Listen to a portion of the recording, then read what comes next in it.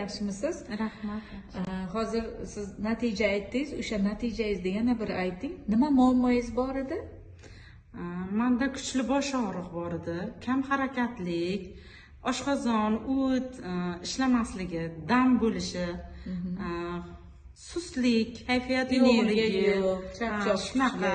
Xullas nima desam ekan, hamma joyda og'riq. Hozir Xudoga shukr, shu mahsulotni iste'mol qilganimga hozir mana 3 kun bo'ldi. Litstin bilan Botokola ikkalasi. 3 kun bo'ldi. 3 kunda men bosh og'rig'im umuman yo'q. Xudoga shukr, mana xursand bo'lganimdan kelib natijasini aytyapman. Nima desam ekan, hali qolganlarini ichganim yo'q. Niyatim hali qolganlarini yana hazmda qanaqa o'zgardi? Hazm qilish jarayonlarim ham yaxshi bo'ldi. O'zimni yaxshi his qilyapman.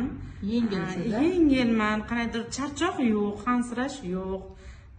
Xullas yaxshi natija. Uyqungizchi? Uyqum ham joyiga tushgan. Asosiysi bosh og'rig'im yo'q. Shunisidan xursandman.